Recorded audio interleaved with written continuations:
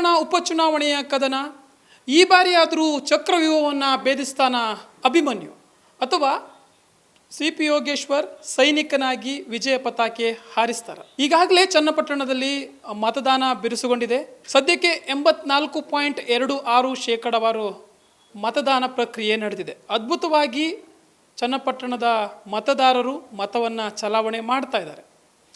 ಸಾಕಷ್ಟು ದಿನಗಳ ಮತ ಪ್ರಚಾರ, ಅದರಲ್ಲೂ ಕೂಡ ನಿಖಿಲ್ ಕುಮಾರಸ್ವಾಮಿಯವರ ಪರವಾಗಿ ಕುಮಾರಸ್ವಾಮಿಯವರು ಮತಯಾಚನೆ ಮಾಡಿದ್ರು, HD ದೇವೇಗೌಡರು ಮತಯಾಚನೆಯನ್ನು ಮಾಡಿದ್ರು. ಈ ಎಲ್ಲವೂ ಕೂಡ ನಿಖಿಲ್ ಕುಮಾರಸ್ವಾಮಿಯವರಿಗೆ ಸಾಕಷ್ಟು ಆನೆ ಬಲವನ್ನು ತಂದುಕೊಡ್ತು. ಮತ್ತೊಂದೆಡೆ CP ಯೋಗೇಶ್ವರ್ ಅವರ ಪರವಾಗಿ ಪ್ರತಿದಿನವೂ ಕೂಡ DK ಸುರೇಶ್ ಅವರು ಮತ ಪ್ರಚಾರಕ್ಕೆ ಹಾಜರಾಗ್ತಿದ್ರು. ಚಲುವರಾಯಸ್ವಾಮಿ ಇರ್ಬೋದು ಅಥವಾ ಇತರೆ ಮಂತ್ರಿ ಹಾಗೆಯೇ ಶಾಸಕರುಗಳು ಬಂದು CP ಯೋಗೇಶ್ವರ್ ಪರವಾದಂತಹ ಮತಯಾಚನೆಯನ್ನು ನಡೆಸ್ತಾ ಇದ್ರು. ಇವೆಲ್ಲವೂ ಕೂಡ ಖಂಡಿತವಾಗ್ಲೂ ಎರಡೂ ಸ್ಪರ್ಧಿಗಳಿಗೂ ಕೂಡ ಇಂಪ್ಯಾಕ್ಟ್ ಆಗುವಂಥ ಅಂಶಗಳು. ಯಾಕೆಂದರೆ ಅಲ್ಲಿ ಏನು ಮತಯಾಚನೆಯಲ್ಲಿ ಬಳಸಿದಂತಹ ಪ್ರಮುಖ ಅಂಶಗಳು ಏನು ಅನ್ನುವಂಥದ್ದು ಕೂಡ ಮ್ಯಾಟ್ರ್ ಆಗುವಂಥದ್ದು. ಕುಮಾರಸ್ವಾಮಿಯವರು ಕಳೆದ 2 ಬಾರಿ ಶಾಸಕರಾಗಿ ಮಾಡಿರುವಂತಹ ಕೆಲಸಗಳನ್ನು, ಅಭಿವೃದ್ಧಿ ಕೆಲಸಗಳನ್ನು ಇಟ್ಟುಕೊಂಡು ಮಾತನಾಡಿದ್ರೆ, ಹಾಗೆಯೇ ಮುಂದಿನ ಏನು ತಮ್ಮ ರೂಪುರೇಷೆಗಳೇನು MLA ಆಗಿ ಚನ್ನಪಟ್ಟಣಕ್ಕೆ ಅನ್ನುವಂಥ ವಿಚಾರ. ಪ್ರಮುಖವಾಗಿ ಉದ್ಯೋಗ ಅವಕಾಶ. ನಿಖಿಲ್ ಕುಮಾರಸ್ವಾಮಿಯವರು ಒಬ್ಬ ಯುವಕರಾಗಿರುವ ಕಾರಣ ಉದ್ಯೋಗ ಸೃಷ್ಟಿಯಿಂದ ಯುವಕರನ್ನ ಮತ್ತಷ್ಟು ಅಂದರೆ ಅವರಿಗೆ ಚೈತನ್ಯ ತುಂಬುವಂಥ ಕೆಲಸ ಮಾಡ್ಬೋದು. ಹಾಗೆಯೇ ಯುವಕರನ್ನ ಸದೃಢವನ್ನಾಗಿ ಮಾಡಬೇಕು ಅನ್ನುವಂಥ ಅಂಶವನ್ನು ಇಟ್ಕೊಂಡು ಮತ ಪ್ರಚಾರವನ್ನು ಮಾಡಿದ್ರು.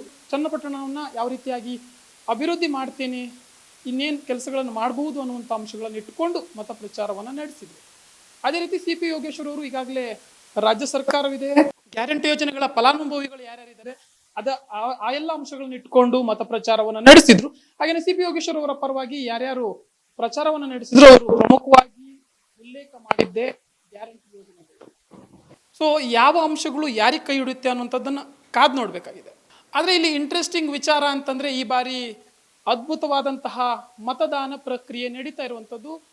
ಕಳೆದ ವಿಧಾನಸಭಾ ಚುನಾವಣೆಯಲ್ಲಿ 85.83% ಮತದಾನ ನಡೆದಿದ್ದರೆ, ಈ ಬಾರಿ ಈಗಾಗಲೇ 5 ಗಂಟೆ ಹೊತ್ತಿಗೆ 84.23% ಮತದಾನ ಪ್ರಕ್ರಿಯೆ ನಡೆದಿರುವಂಥದ್ದು. ಸೊ ಒಟ್ಟಾರೆ ನೋಡೋಕೆ ಹೋದರೆ ಮತದಾರ ಪ್ರಭು ಈ ಬಾರಿ ಹೆಚ್ಚಿನ ಮತದಾನವನ್ನು ನಡೆಸ್ತಾ ಇರುವಂಥ. ಯಾಕೆಂದರೆ ಹೊರಗಡೆ ಅಂದರೆ ಚನ್ನಪಟ್ಟಣವನ್ನು ಬಿಟ್ಟು ಬೆಂಗಳೂರು ಸೇರಿದಂತೆ ವಿವಿಧ ನಗರಗಳಲ್ಲಿ ಕೆಲಸ ಮಾಡುವಂಥವರು ಕೂಡ ಚನ್ನಪಟ್ಟಣಕ್ಕೆ ಧಾವಿಸಿ ತಮ್ಮ ಮತ ಚಲಾವಣೆಯನ್ನು ಮಾಡ್ತಾ ಇರುವಂಥದ್ದು ಪ್ರಮುಖ ಅಂಶ.